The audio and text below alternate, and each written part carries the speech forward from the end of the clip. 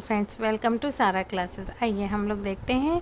हम लोग एंगल्स के बारे में पढ़ रहे थे। 3 तरह के एंगल हम लोग पढ़ चुके थे। Right angle, acute angle, obtuse angle. अब हम पढ़ेंगे straight angle, reflex angle, complete angle and zero angle. तो स्ट्रेट एंगल क्या होता है?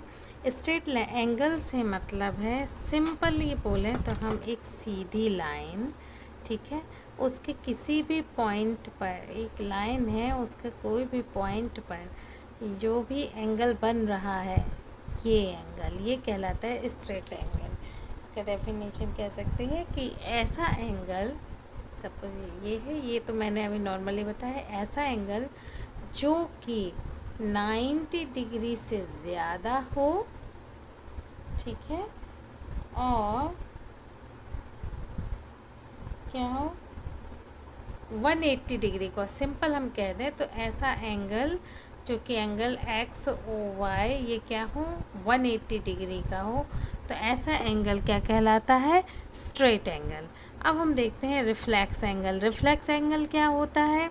ऐसा एंगल जो 180 डिग्री से ज़्यादा हो और 360 डिग्री से कम हो, ठीक है, ऐसा एंगल कहलाता है रिफ्लेक्स एंगल। देखिए ये हो गया, यहाँ पर क्या है, एक्स ओ वाई, यहाँ पर क्या है, ये एंगल जो बन रहा है, ठीक है, ये 180 से तो ज़्यादा है लेकिन 360 से कम है। कंप्लीट एंगल, कंप्लीट एंगल क्या होता है? कंप्लीट एंगल से मतलब है कि यदि कोई भी रे एक पॉइंट के रिगार्डिंग अराउंड पूरा घूमकर फिर उसी जगह पर आ जाए, यानी कि यहाँ से स्टार्ट किया, ये पूरा घूमी उसी जगह पर आ गई, तो ये एंगल होता है कंप्लीट एंगल। यानी कि ये जो एंगल होगा ये कितना होगा? 360 डिग्री का। और ज़ीरो एंगल क्या है? यानी कि जो जहाँ है वो उसी तरह से है। तो ये हो गया आपका ज़ीरो एंगल। अब इन दोनों में क्या डिफरेंस है?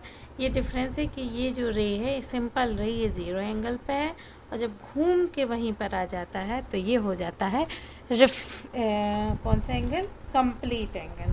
तो ये है दोनों में डिफरेंस, यानी कि एंगल एक्स ओ एक्स यहाँ पर 0 डिग्री का रहेगा, लेकिन ये घूम के आया है, इसलिए एंगल एक्स ओ एक्स कितना रहेगा? 360 डिग्री का।